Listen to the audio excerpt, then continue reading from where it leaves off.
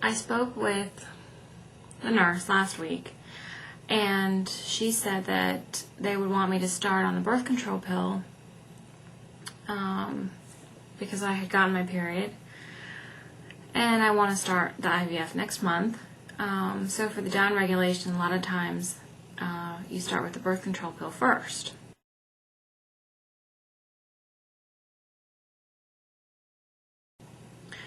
I guess in my case, since I'm such a poor responder, they decided that maybe doing the birth control pill would be a little bit too much downregulation. I'm not really sure. I just never get over the irony of having to use the birth control pill in an IVF cycle. Anyway, she called me back later and said that she had discussed it with the doctor, and they decided that they were going to just put me on Lupron after I ovulate the cycle.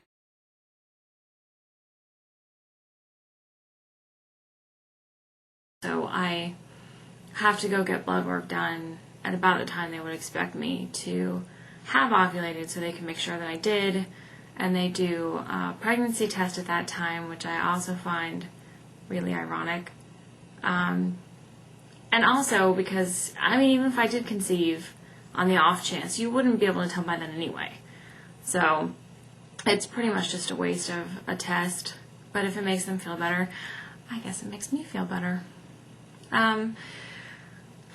So I had to go for my day 3 blood work today, which is actually day 4, but yesterday was day 3, and that was a Sunday, so nobody draws blood on Sunday. But anyway, I go to the lab. I go there, and the woman who's drawing my blood, she looks at my blood work, and she says, "Oh, hormones." And I said, "Yeah." And I'm obviously, since I'm broadcasting this over the entire world, not shy about my fertility stuff. And so I said, "Yeah, we've been trying to have a baby for a long time. Isn't it funny that this is what it comes to?" My fabulous little Band-Aid. That's sexy, right? Anyway, so she says to me, "Oh, it took me 7 years to conceive my child." And I said, "Oh, really?" And here I thought she was going to, share with me some fertility story, which is one of the reasons why I don't hesitate to tell people, because a lot of people have a story of their own that they don't really talk about that much. And she said, "My friend finally gave me this great tip." And I said, "Really, what?" And she said, "Wait until 10 days after you have your period and then have sex." And I said, "Oh, really?" I said, "I know how to get pregnant, but I don't have any tubes." It just never ceases to amaze me, the number of people that tell you how to get pregnant like you don't know.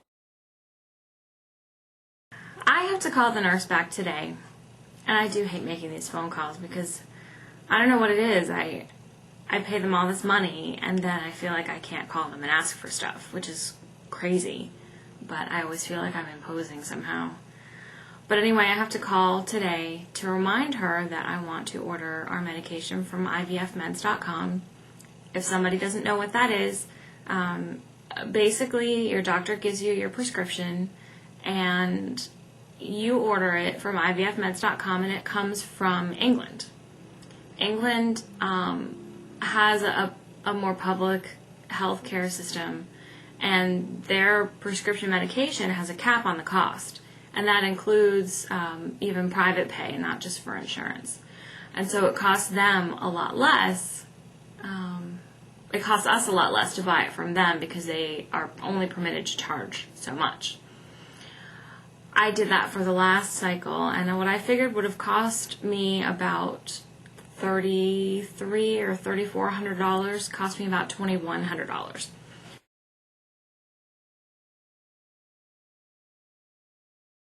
And the truth of the matter is that this is my 3rd cycle.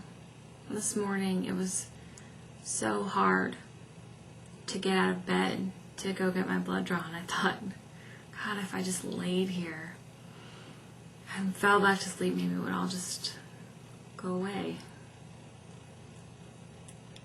having a baby right now is what I want more than anything. But the process is much more taxing this time than it has been the first 2 times. I've had peace for the last 6 months because I've been losing weight and taking a break from the whole trying to get pregnant thing. And it's been really nice. I'm still just so afraid of the whole thing. Not because of the logistics, is what I used to be afraid of.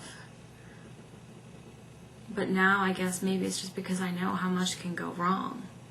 When they say ignorance is bliss, I don't have the ignorance anymore. I know what can happen. And I am hoping so much that the effort that I've put into becoming healthier in the last 6 months will pay off. And it's pretty much my ace in the hole right now. There isn't anything about me that's different except for that. And if that doesn't do it, then there really isn't anything. I'm just so afraid to move forward with the cycle because I know how many things can go wrong. But I know if I don't do it, then nothing can go right. And so that's why I'm doing it. And I think that I just have to try to remember that. And because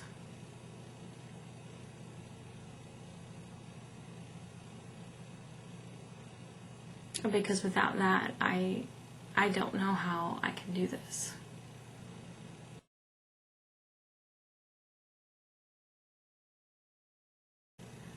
Trouble is that I would do all that and I still might get just nothing. Just more of this, more of this. I got these sitting here from when I took that picture for the intro. More of this. See these? These are needles. These are not fun. Granted, these are mixing needles, but here, this is the needle that you have to actually inject yourself with. Okay? These are just the needles that you twist off and you put back on to the syringe part. This is what I'm thinking that I'm going to have to do more of and get nothing. Anyway, so I guess I'm finished feeling sorry for myself on camera. I'll continue to do it in private without the whole world watching me do it. I'd like to say I know what's next up so that I could tell you. I assume that there's going to be further medication negotiations, so I might be blogging about that. But